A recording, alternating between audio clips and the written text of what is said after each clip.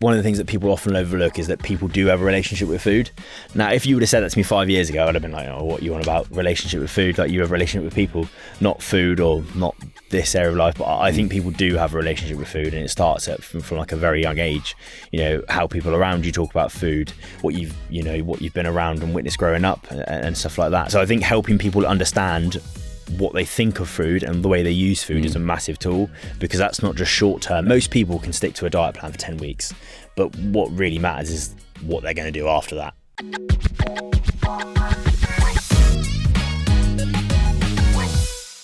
Welcome to the Property Funder podcast. I'm your host, Michael Dean. You can find me on the internet at property_funder. I'm here with Sam Hutchins.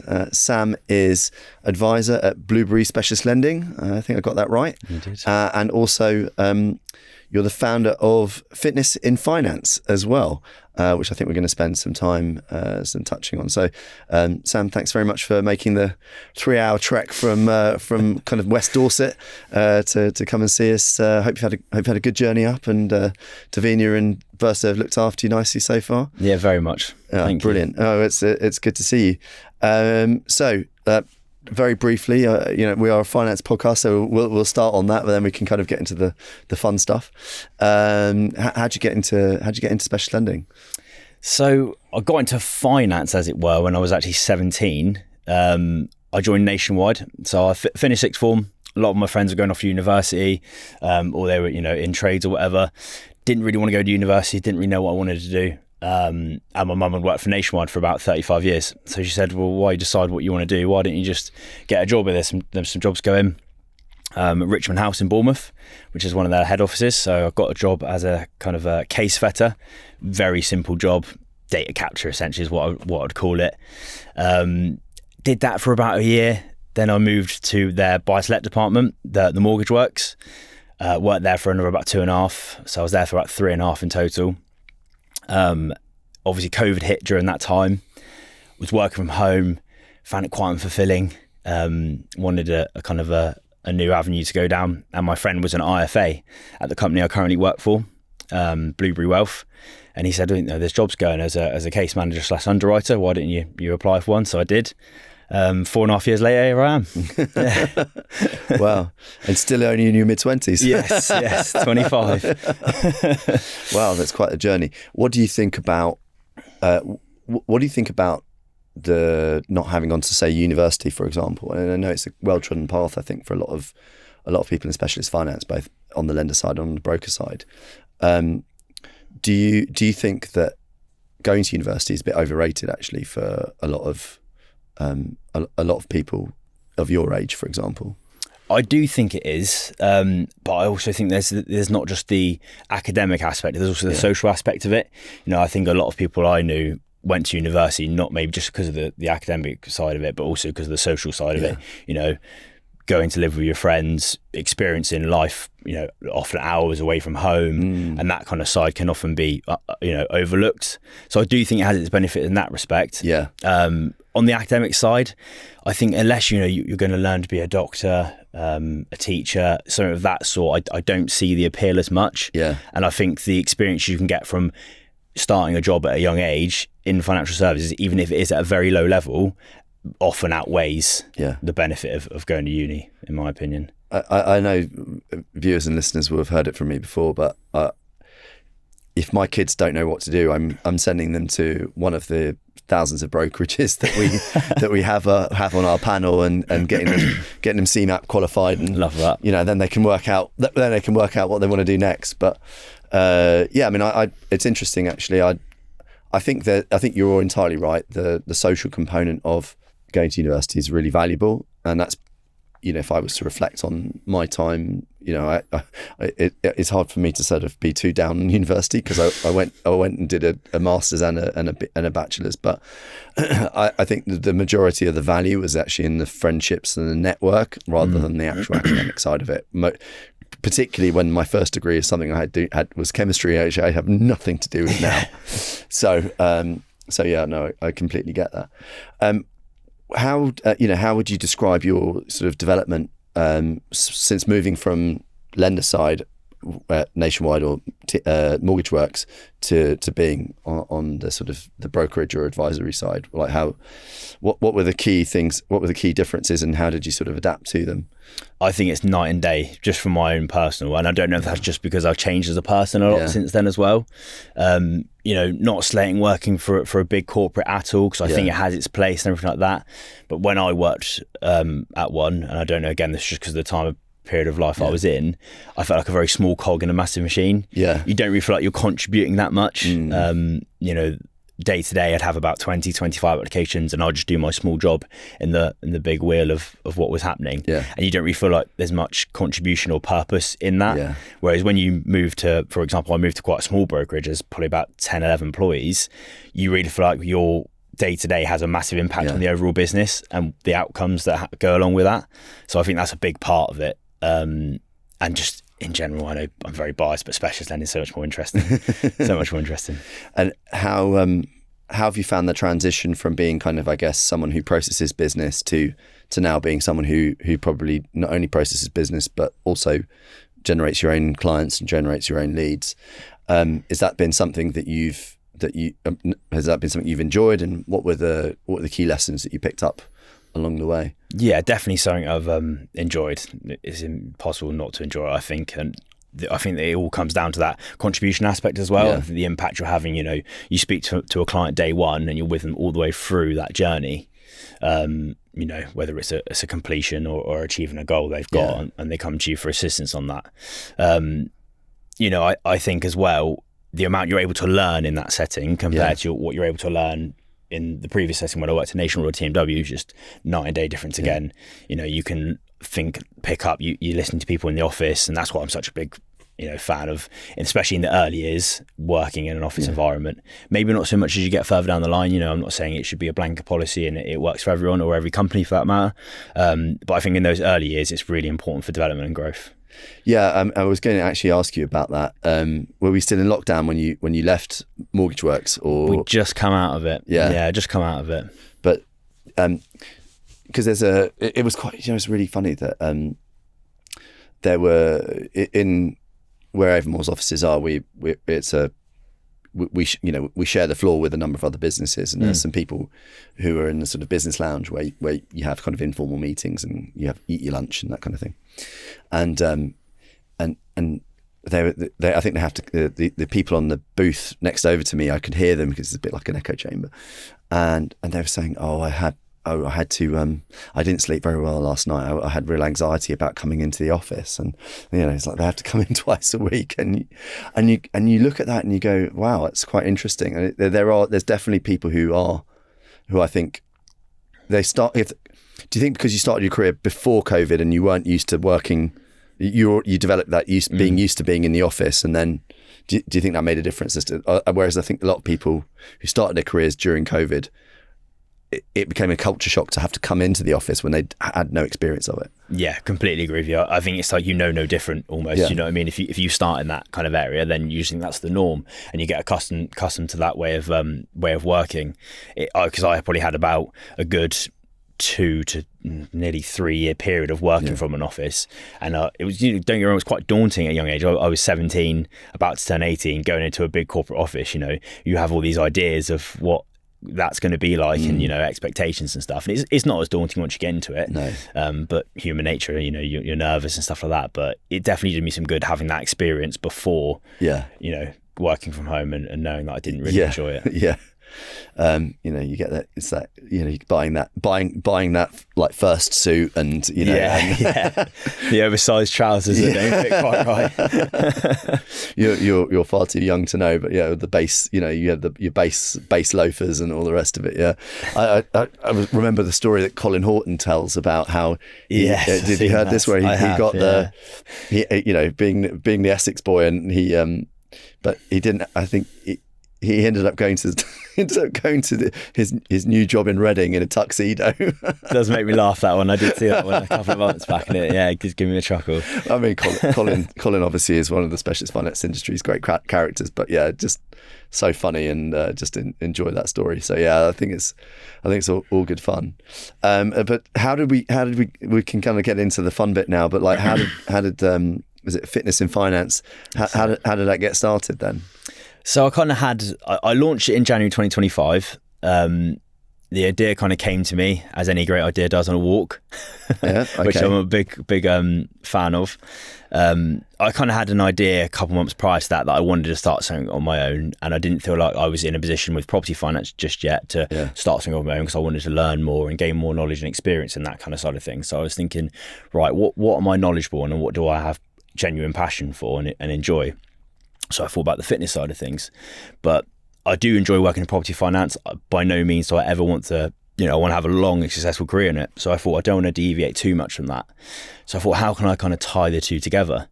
And I was thinking about it for a couple of months and nothing really clicked. And I thought, just the name Fitness and Finance came to me on a walk once. And I thought, right, how can I make that into something? So when I got back from the walk, I just Googled logo making software, and I paid 50 quid for a logo on this random like generator thing, and picked a few and showed my parents, showed my missus, said, look, what do you think of this and stuff? And then I thought, right, what am I actually going to do with it? Because it's all well and good having the name Fitness and Finance, but what am I going to offer? What value can I actually add? And I think when I've been to previous networking events and stuff like that, the industry as a whole is can be seen as quite an unfit, unhealthy industry. If you go back over the years, that kind of like almost Wolf of Wall Street style associations that finance has, what I mean? The partying, the long hours, that kind of lifestyle can often be associated with lots of drinking, so on and so forth. So I thought, right, there's probably something I can time with it here. So I came up with the kind of the initial offering, which is the 10-week course, and then I made some more things from there. But I was also very conscious that there's a lot of people out there who, I'll buy this or buy that, and it can be I don't always think there's much value in it. So I really wanted to make sure that what I was producing was actually adding value to people's lives and changing things. So that's how it was kind of born, really. And can you just give a little bit more detail as like, who is Fitness in Finance for, and what is it, and what is it, what is the 10-week course? Like, what are you advertising basically? Yeah, definitely. So in terms of who it's for, I think it's anyone in finance, and a broader spectrum of, it could be anyone working for a big corporate. I've got a client in HR, for example. It doesn't have to be specifically finance, but under that kind of umbrella. Yeah. Anyone who feels like they're not really making a priority out of their health and fitness, which I'm sure is probably most people, even sometimes I feel like I'm not, and I focus on it pretty heavily. So is that kind of disconnect between the industry and also health and fitness? Yeah. The offering, because, I only have so many hours in the day. I do work a full-time job and everything like that. So I kind of wanted to make sure it was relatable, but I wasn't not being able to actually commit to what it was. Yeah. So the 10-week coaching course is basically online coaching. None of it's face-to-face or in person. I draw up a full plan for them, whether that's nutrition, workout, working on some of the things they may have, like limiting beliefs about their own, ability to perform exercise. And then we do weekly catch-up calls, assess progress, everything like that. There's some trackers. I'm not the kind of person who says, right, you need to do this, and if you don't do that, then you're failing. It's very much ad hoc, go with the flow, see what things work for you, see what things don't, and then kind of take it from there. So if really, it's essentially online fitness and nutrition coaching for busy finance professionals, right? Yeah. Okay. Well, it's and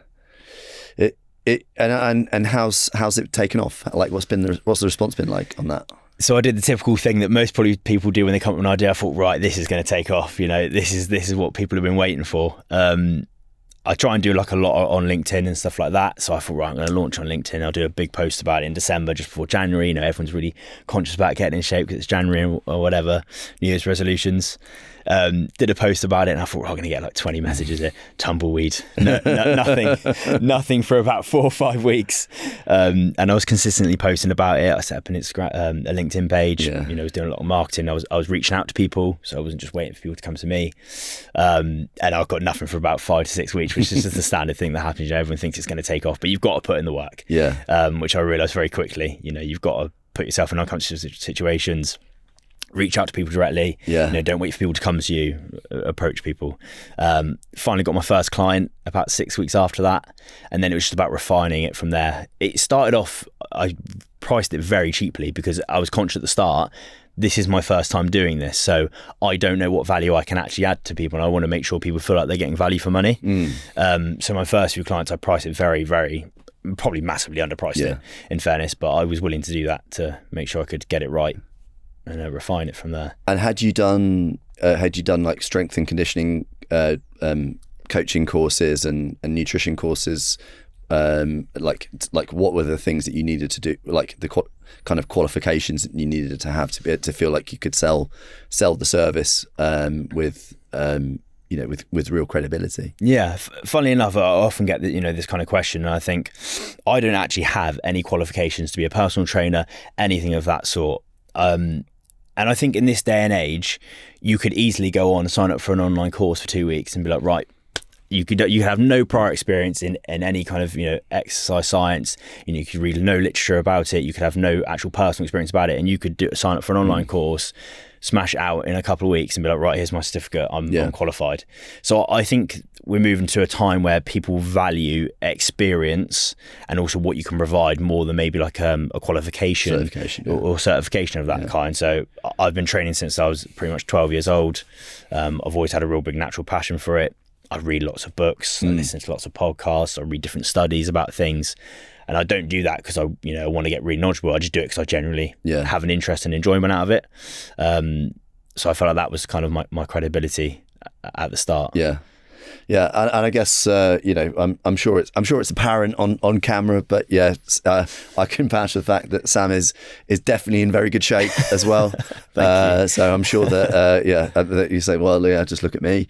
I for my sins, I mean, I've been lifting weights since I was on and off since I was 17, 18. So I'm no stranger to a gym, but I'm also no stranger to a beer and a kebab. So I think that's the difficulty. I think that ultimately is the difficult part of it. Who would you? So you started training. So you actually started lifting training from the age of 12. What would you say to people who say, "Oh, that's too young"? Your body's not ready for it. What would be your counter argument to people who would say that? Yeah, I think when I say I started lifting at 12, it was like small home weight sets that my parents got me for Christmas. Probably went up to like 7 kilograms. very, very light, lifting. I wasn't deadlifting 100 kilograms at 12. No. That's for sure. I think, the thing back in the day used to be heavy compound movements will stunt your growth. That used to be a really big misconception, I think. And it's my opinion, it's a misconception. Some people still say it does. You can really damage yourself, but I think that only applies if you're doing things incorrectly or if you're just being, stupid with it. Anyone can damage themselves at any age doing something stupid. I think it's very important to get kids from a young age doing physical things. Yeah. And it doesn't have to be lifting weights. It could be picking up a sandbag and walking with it. It doesn't have to be specifically going in the gym and lifting weights. And I'm a big advocate of that. You're talking about farmer strength then, basically. Yeah, exactly that. Exactly. A good old Dorset farmer strength. Have you seen that meme? On the internet? It's like me. I sleep 7-8 hours a night. I avoid alcohol. I eat healthy. Can barely lift X. And then it's like Joao. Drinks sleeps 4 or 5 hours a night, drinks 5 to 6 nights a week, and there he is like lifting a fridge on his shoulder and he starts dancing. Very true. Very true. Yeah. No, but I mean, it's quite interesting because I having an interest in strength and conditioning and weight training, and I think I don't know if you've seen like videos of Eddie Hall's son. Yes. At like the age of 11, and he's like deadlifting like not far off my lifetime PR. Yeah. I appreciate his kid probably has some genetic advantages to that kind of lifting. And you're also seeing like 13-year-old girls doing like these crazy lifts. And it reminds me of a quote. It says, "No matter how strong you are, there's a small girl in China that can lift more than you can." Very true though. It's true. It's very true. It's very true. I think it just goes to show like ego lifting. You can't ever focus too much on ego. Definitely. Who would you say have been like the who do you say like your big influences from a kind of health, wellness, strength and conditioning? I guess that like a total like 360. So not just the physical strength side, but also the nutrition and wellness side. Yeah, so I think when I started out lifting, just to go back to the original question, when I first started going to the gym and stuff, it was much more about the aesthetics and the look and all of that kind of side of things. And it just helped me with confidence and everything like that. But I would say the last 3 years or so, it's moved much more to about the health kind of side of things. And I do think, in a good way, particularly in this country, we are moving towards a more long-term health conscious way of living and everything like that. In terms of role models, I don't think there's anyone in particular, to be honest with you. Oh, right, okay. I watched a lot of YouTube when I was young. That's where I probably picked up a lot of the initial knowledge, because when I was 12, back in 2012, YouTube was really starting to pick up and stuff like that. So I just watched like home workout videos, just basic stuff and try and learn from that. I think, again, that shift from the aesthetic side of things, moving to the actual health side of things is a big shift. And I think also sometimes when you mature and you get older, you realise it's not so much about how much you can lift or how you look, and it is more about how you can perform and how you feel. But I wouldn't say there's actually any particular role models I had. In all honesty. Okay. And then where did you get what about on the diet and the nutrition side? Like where did the knowledge and understanding stem from on that front? Yeah, definitely. I think when I started reading, started reading a lot of different books, and I think that side of thing is particularly hard because there's so many opinions out there, and there's so many contradictory studies, statements, strong beliefs that people hold over what is the correct diet, what is the correct nutrition protocol, or whatever you want to call it. But I think people would do well to remember that things that are out there sell. People aren't going to buy into the mundane, eat unprocessed foods and all that. People are like, this diet's the best. You want to be doing keto to lose the most weight and live till you're 100. I think there's especially as social media's grown, there's been a bigger move towards the more outlandish the claim, the more eyes it draws, the more sellable it is. So I think you've got to be careful who you take your knowledge from. So yeah, that's one side of it. But in terms of my own personal gain, listen to podcasts of people I think are reputable, reading studies, reading books about stuff like that, and kind of take something from each one and make your own kind of decision. And with your clients, because I guess as the famous saying goes, right, abs are made in the kitchen, right? Definitely. Yeah, that's why I don't have them. But in that regard, like, how do you when you're dealing with a client, do you adopt a one size fits all approach, or do you have or do you kind of design it around that particular client's, what they're trying to achieve and their, and also to fit it in with their lifestyle as well? Yeah, I think on the second part of that, you hit the nail on the head on what it is. Yeah. I think anyone who approaches any individual with a one size fits all kind of application when it comes to an individual person, you can never be right. Yeah. Because everyone has varying different impacts that certain foods have on them. Some people might have specific dietary requirements. Some things don't agree with certain people. Some people have ethical views on food and everything like that. So it has to be very unique to the individual. And a point you touched on just then as well, it depends what their goals are. Yeah. If they want, fair enough, if they want to look in the best way possible, then yeah, you do have to probably eat a certain way. But if you want to feel like I can still go out, enjoy life a bit, but I just want to be overall feeling healthy, feeling like I have high energy, it depends. And you can do trial and error. You're never really going to know what the correct diet is for someone until they experience it and try things out for themselves. So one of the things, apart from the 10-week coaching program that I offered, I created something called Fitness and Finance, the Guide, which is like a 24-page document, very much basic overall knowledge about, you know, different principles, different pillars of what you can incorporate. And in that, I've done like a recipe book almost, 7 breakfast, 7 lunch and 7 dinner ideas. And they're just some things that I personally use, and I always give it to any of my clients and also sell them on the side. And they're just like, you know, relatively low calorie, healthy, easy, quick things. Because I think one of the things that people look for nowadays is convenience. You know, people don't have time to be, you know, spending loads and loads of time. Some people love cooking. You know what I mean? Yeah. If you love cooking, then definitely lean into that and make the most of it. Make some really nice dishes. But sometimes people just want convenience.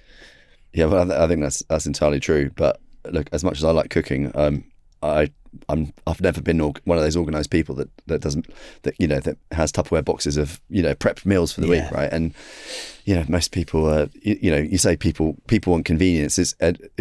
But people want convenience so they can spend more time watching Netflix or whatever, right? Yeah. You know, it's not because it's not for any other reason, most likely. How do you pick a client up when they've fallen off the wagon and they've, you know, because I imagine there's probably a bit of a trend. First 3 or 4 weeks, they, you know, the client's really, really strict, they're really good, and they're adhering to it, and then they have a bit of a blowout or something happens, and then, you know, like life happens basically, and they go back to, you know, they're not eating the Greek yogurt with the blueberries. They're going down Macca's having a sausage and egg McMuffin, you know. Definitely that's their breakfast, right? And that's their breakfast, because they're like, oh, you know. You're not so wrong. how do you pick them up and get them back on that sort of health wagon?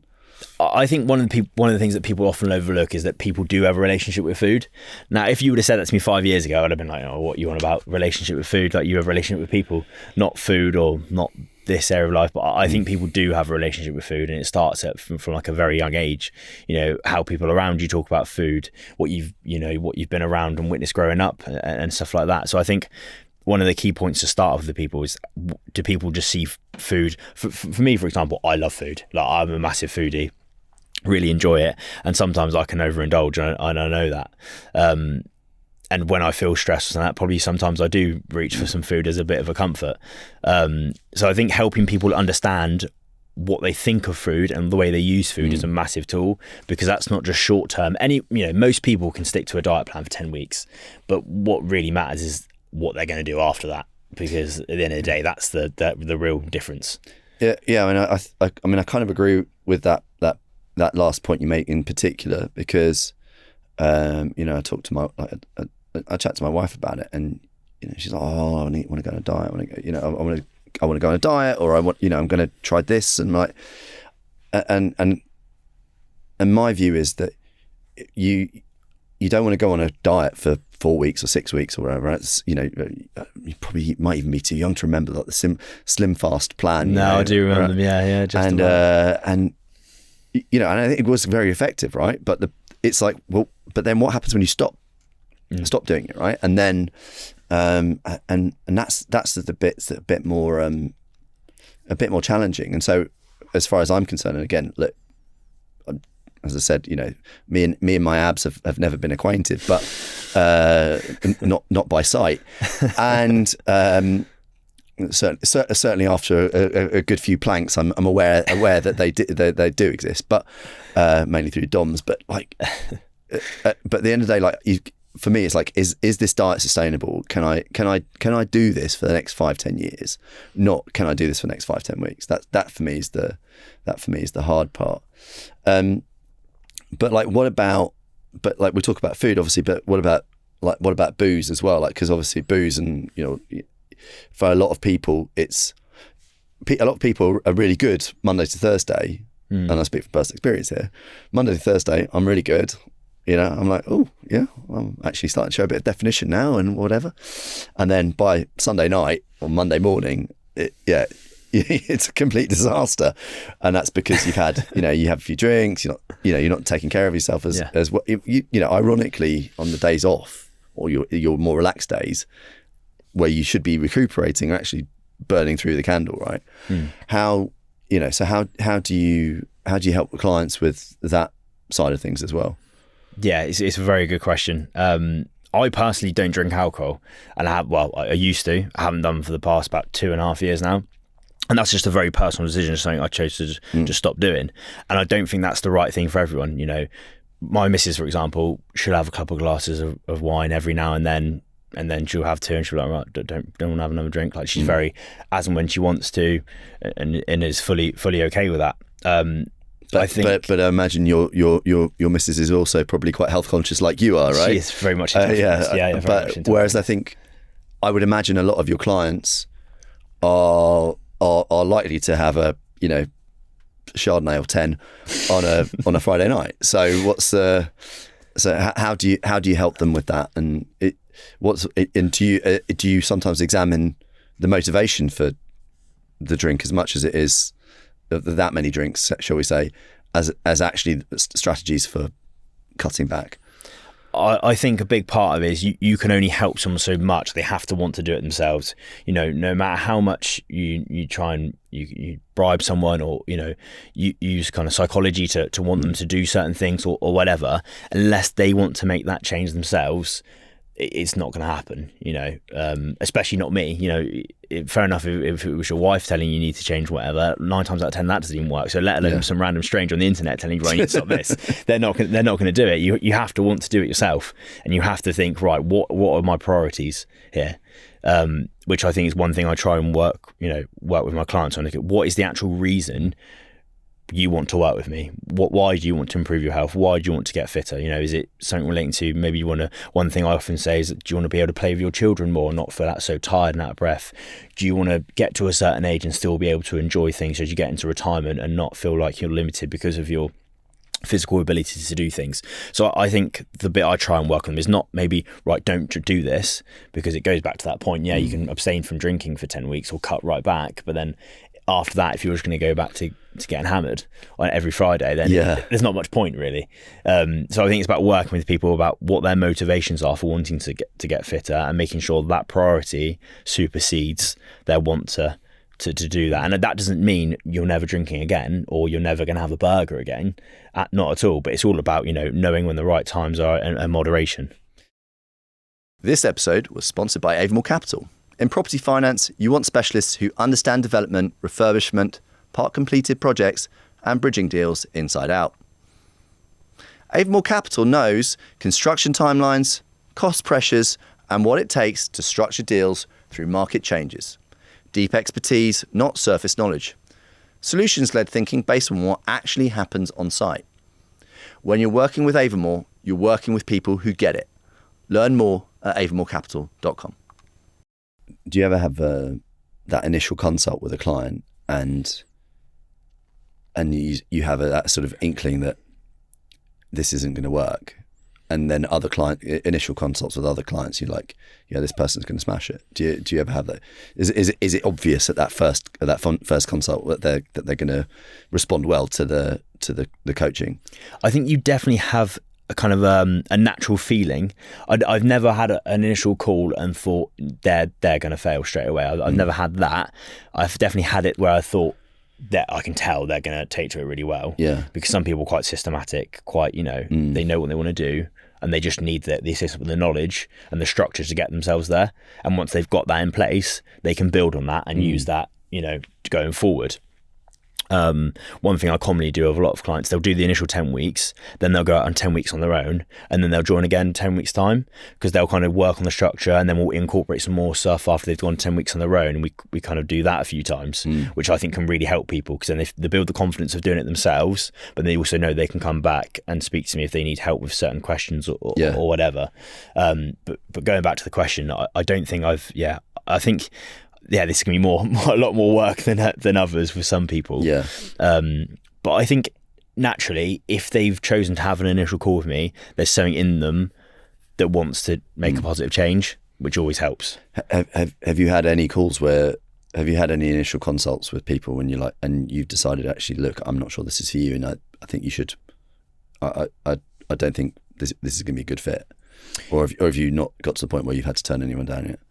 I didn't directly turn them down, but I just suggested maybe focus on a few of these things first, and then they speak to me in, say, 6 weeks time, 8 weeks time, because I think maybe what I can offer them, they wouldn't get the true value at that moment. And from what they've told me and the information they told me, I just gave them a few things they can try and do whilst they may have had some health things in the background.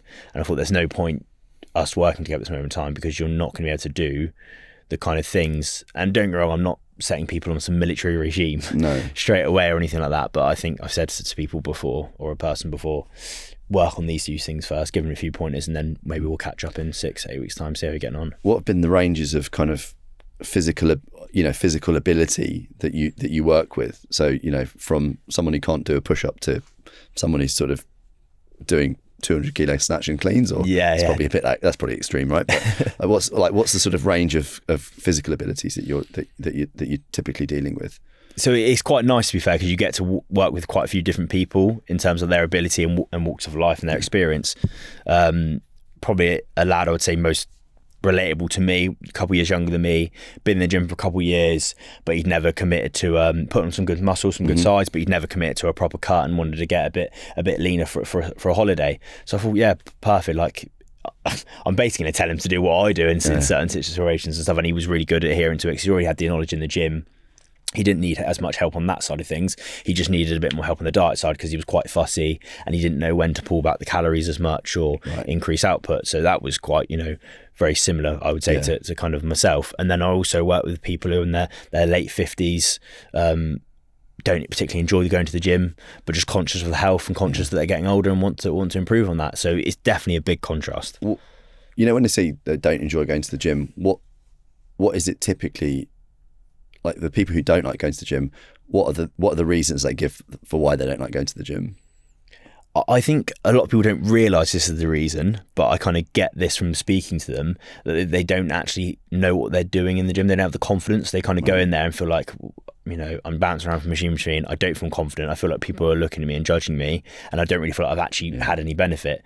Now, don't get me wrong, there's plenty of people out there who just plain hate the gym, find it really boring, doesn't entertain them at all, and I completely understand that, and I would never say to anyone who feels like that to stick at it. Fair enough if you've done it for a week.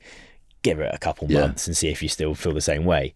But if you feel that way after 6 months of doing it 3 times a week, go start doing tennis lessons, go start hiking, rock climbing, do something you enjoy. Life's too short to be doing something you just really don't enjoy.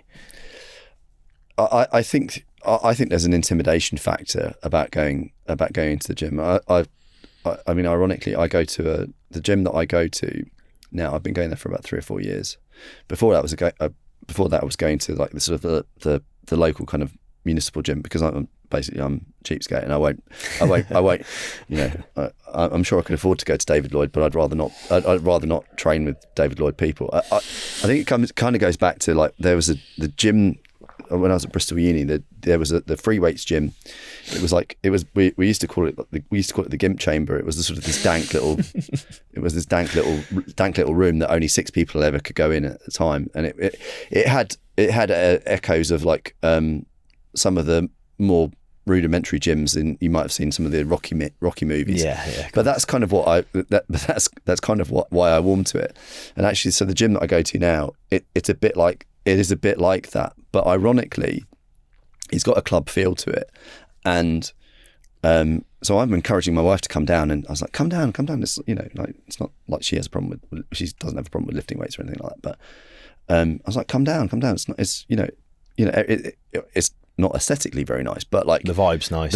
Yeah. And I said, a lot of the time when I'm training, I'm the only bloke in there, or like most of the women in there are kind of like mid-late 40s, 50s, even 60s.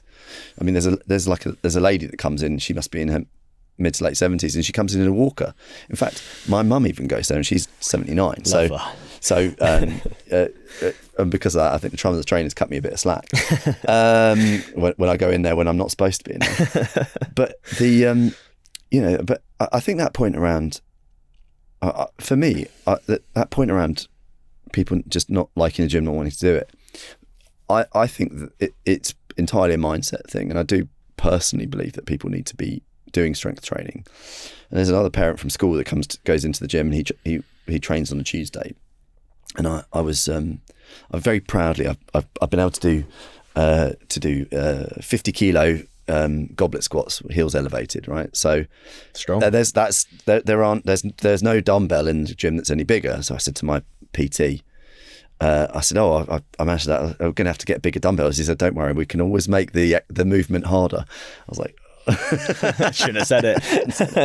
But whilst I was doing it, whilst I was doing those goblets, there's a parent school, and he's about 10 years older than me, this chap, and he's quite slender. He probably didn't do a lot of weight training ever in his life, and he's and he's doing seal rows, and there's he's doing there's plates are about that. The plates are about that big on there, and he was kind of feeling a bit inadequate. And I said to him, mate, you're only ever competing with yourself. And I said to him, as we've already said, there's always a small girl in China who's stronger than you. So just have to accept that. And I said, yeah. So it's not about ego. You just, and that's where, in my view, like, stick at it. And it just, I think actually in many ways, when you're at the start of that weightlifting journey, the progress in how much you can lift is really rapid, massive, and actually it becomes much more challenging once you get really strong. So I've got a friend who I play tennis with, and he actually teaches my son saxophone when he's in the country. He's called Sam. He's also called Sam, actually. There you go. You're both very similar. You're quite similar as well. And he's kind of stuck. His deadlift is stuck at like 235 kilos. He can't. Not a bad number to be stuck at. It's not a bad number to be stuck at, right? He's definitely got better genetics for it than I have, and but the difficulty is those incremental gains just get harder and harder and harder. Whereas when you're at that early stage of your lifting journey, you can go from almost nothing to a lot in a very short space of time if you just do it consistently. So yeah, my message to your clients would definitely be to stick at it, actually. Just good message. I think good old beginner gains, as they say. Oh yeah, like, totally. And I think again, like the with my with my own trainer, he often posts photos of his clients and with plates representing the amount of weight that they themselves have lost. Yeah. And the funny thing is, like, the guy, let's say it's typically the guy, but the guy who's, comes in at weighing 120, 130 kilos and then drops, they're going to drop 15, 20 kilos in like no time at all, right? Very much so. And it's actually the ones who are already in quite good shape, or like semi good shape. They're the ones that you feel like they're going to be the ones that are going to struggle more. And then, I think he once took a photo of me with like, I don't know, like a 5 kilo plate. And I was like, it's all a bit measly, isn't it? It's a bit pathetic. But yeah, everyone's on their own journey, right? So exactly that. Where do you stand on the old jabs, the old Mounjaro and Ozempic? How do you feel about that for people? Do you think, is it good? Is it bad? Is it somewhere in between? I think it's a really difficult one. Genetics do play a huge part. You could have two people from completely different families, and you could put them on the same diet, same workout plan, and they will look completely different. Yeah. So there's plenty of people, even in my gym, for example. There's a few people I see. They've probably got a bit of excess body fat, but I know underneath it, they're in really great shape. Yeah. They walk a couple miles a day, they strength train a couple times a week, and they eat relatively healthily, and they're probably underneath all of it, they're in good shape, but they just hold on to a bit more residual fat than the next person. Whereas you could have a guy rip 6-pack abs, but he smokes 20-pack of fags a day and eats McDonald's every day. Yeah. I think people look at people and assume, he's healthy because he has abs. You could be on loads of steroids and look really good, but underneath your kidneys are giving way. Do you know what I mean? So I think that's the aspect you've got to look at it when it comes to the fat loss jabs, and that some people do naturally struggle to lose weight, and I think people have those kind of more medical conditions, they do have their place. I don't agree with them for the general public. I think they're being pushed too heavily. I think one of the benefits of being in better shape and losing weight isn't just that side of it, but it's also the mental benefits it gives, and the sense of achievement and knowing you can perform, and it's because of the work you've put in to get that result. So as a whole, I'd say 80% I don't agree with them, but I do think they have their place for a small part. Yeah, I mean, again, don't play doctor on the internet, but I from what I understand, from the likes of listening to the likes of Andrew Huberman and other influencers who I think are probably far better placed to speak on it than I am. But the benefit, when there are people at such levels of obesity that the benefits of Ozempic and Mounjaro outweigh the long-term side effects of it. But then you can go. It's almost becoming a bit fashionable in certain circles. My wife and I have got some friends who live in a very kind of well-heeled part of Surrey, and every Christmas they host a party. And year before last, like, they put out this incredible spread, right? And they're just probably my favourite thing in the world is like Italian cured meats, right? And it, literally enough to sink a battleship. All the women were like shaped like that camera, and they didn't touch any of the food, and like they're all like pencil thin, and all this food like got wasted, and I didn't really think too much about it at the time, and then it dawned on me, they're on, like, these people who don't need it. Yeah, they're on it. Yeah. It's crazy to think about. So, yeah. I mean, but then speaking about other jabs, what do you ever have any? And I'm going to say probably younger male clients talking to you about going on, basically doing gear to get bigger and stronger. Because I see, because there's blokes in the gym that I see, and it's like obvious as anything. Yeah, well, it's like the only way that you've got to that sort of.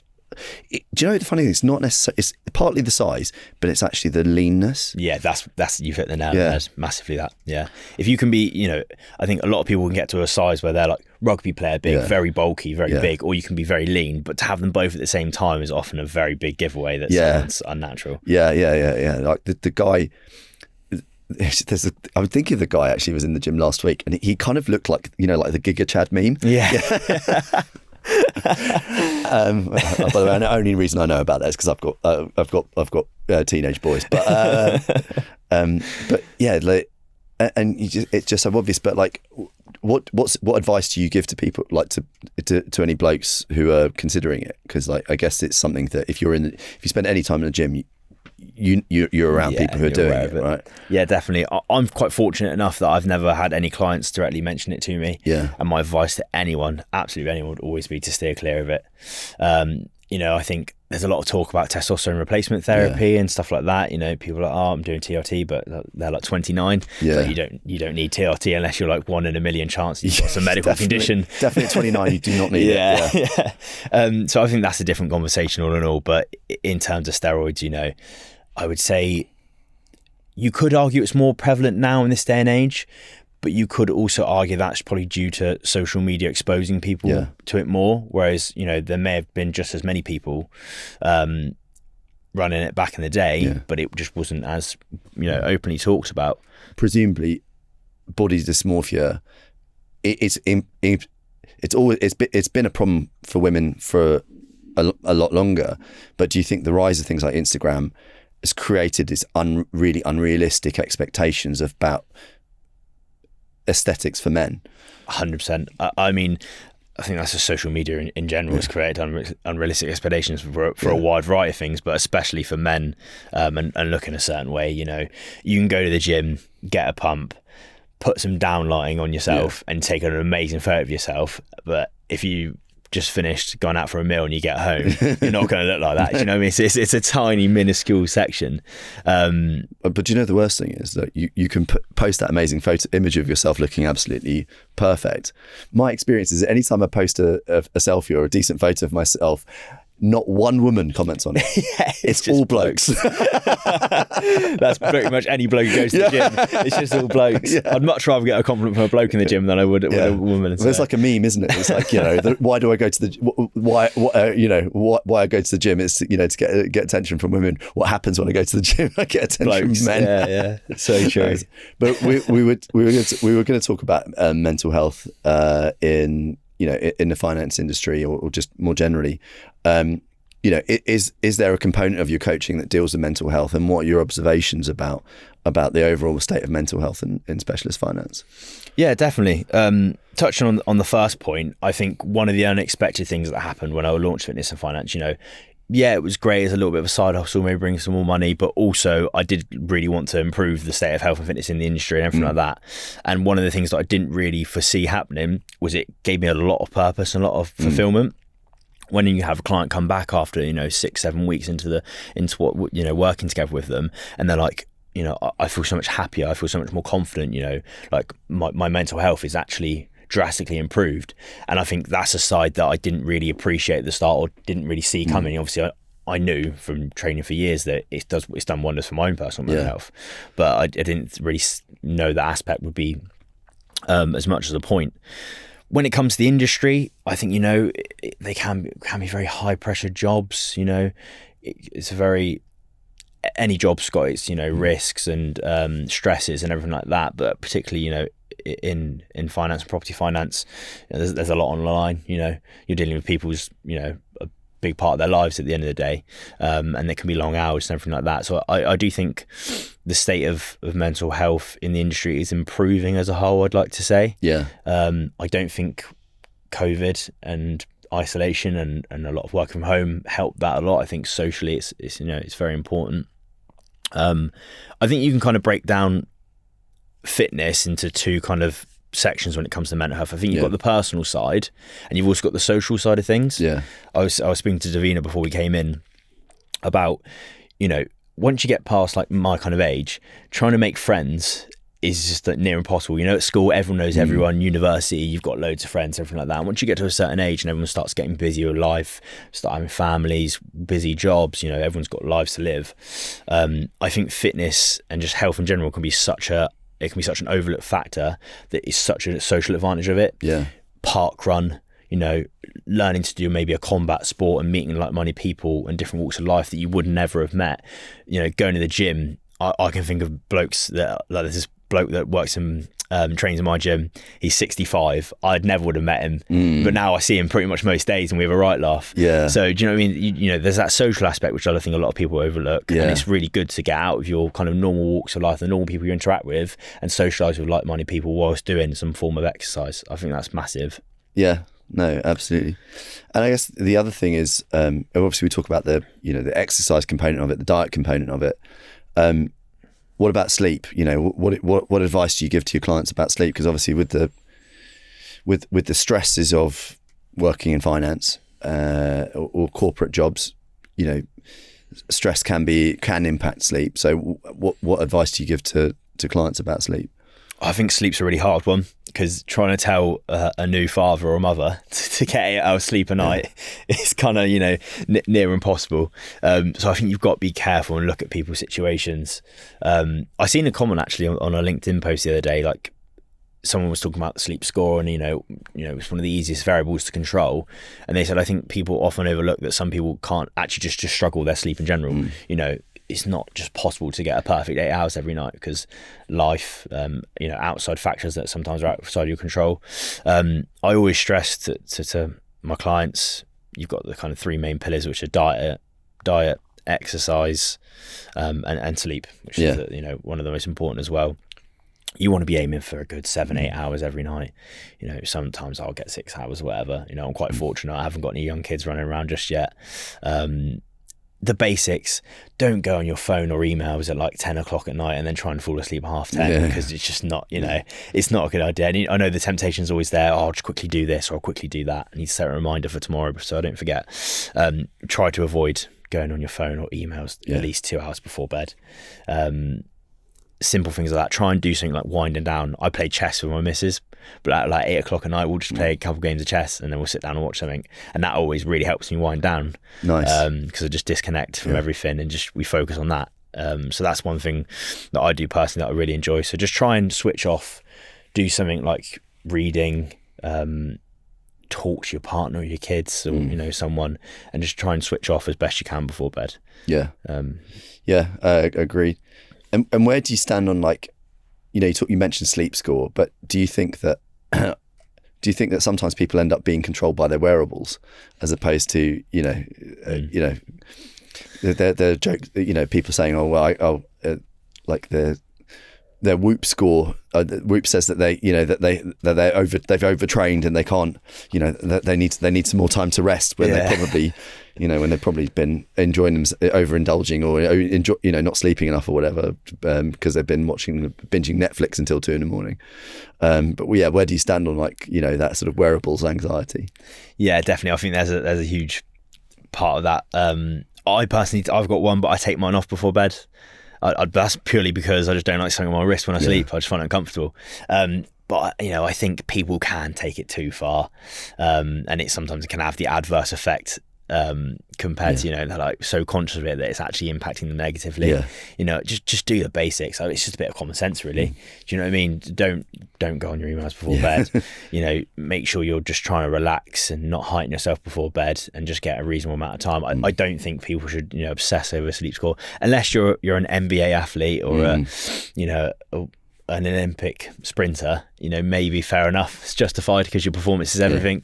But I think the majority of people just need to take a chill pill. I think the for the average punter, the risk of them overtraining is very, very low. Definitely. People are like, oh, I've overtrained this week, I better have a couple rest days. I mean, listen, don't get me wrong, my trainer had me doing a leg session which was so brutal that I had DOMs for 4 days, and that was impacting like my actual sport that I do. And so I said to him, listen, we've got to knock this back because it's genuinely impacting it, right? Or you do that and you're like, well, okay, I can't do it every week, I'll do it. I'll have to do that, sort of have a bigger gap between those particular sessions. That's obviously that was just a very extreme, hard session that I was doing. But for the most part, there's absolutely no needs.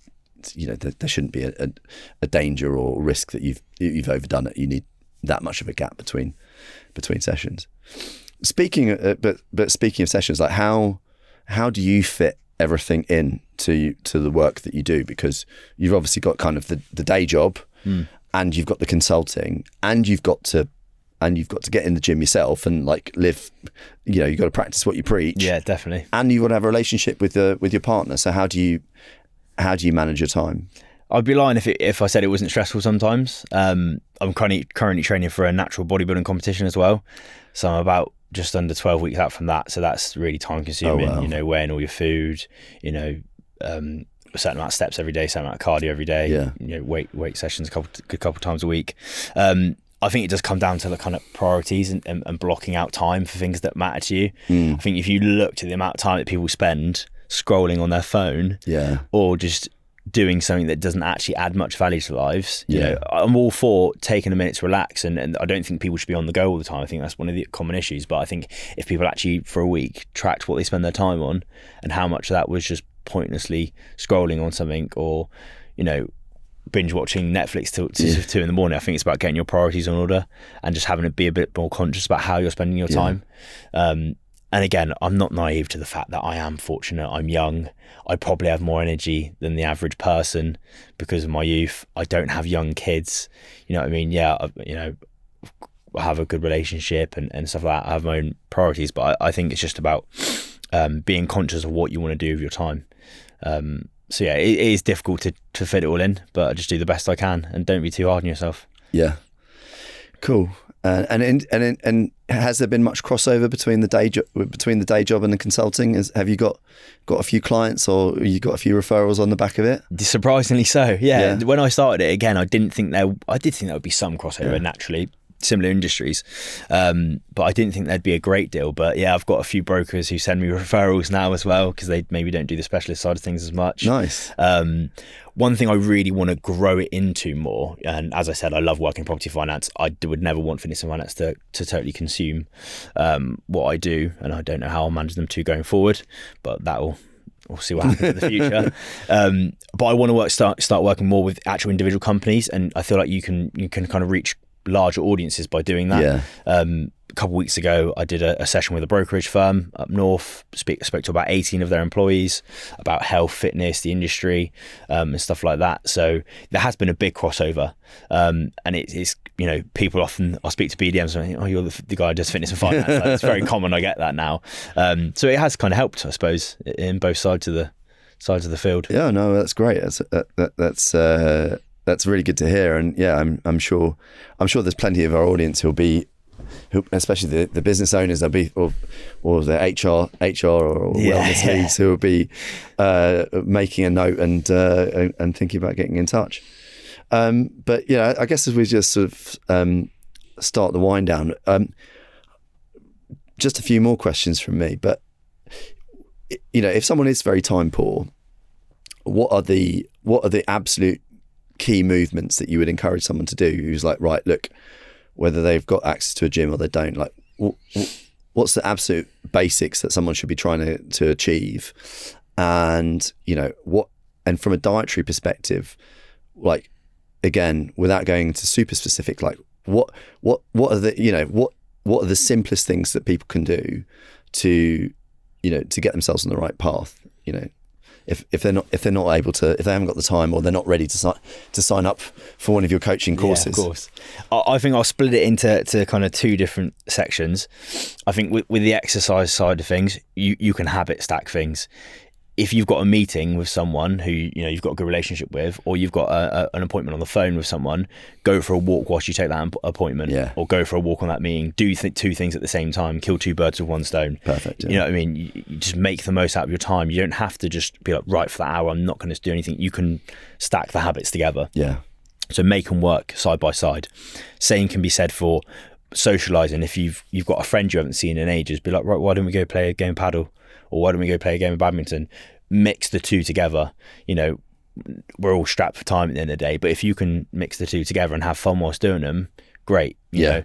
And people think that you've got to be in the gym for like hours at a time. You can have a really effective workout doing 3 45-minute sessions a week if you're smarter than it. I appreciate you've got to have the knowledge to know what you're doing in that time. But yeah, you can make it work. 3 strength sessions a week, 45 minutes. It doesn't have to be, because of what I'm doing, I have to spend a lot of time in the gym, but that's just because I enjoy it and I've got the time to do it, and it's something that's important to, it's something I want to do. It's a goal I have. Yeah. But you don't have to spend loads of time in the gym. So habit stack, do 2 things at the same time. The basics, get your steps in. Yeah. Find a sport that you enjoy and do it with someone that you like spending time with. Could be a partner, could be a friend, could be your colleagues, could be anything. The diet side, I'd say the good old 80-20 rule.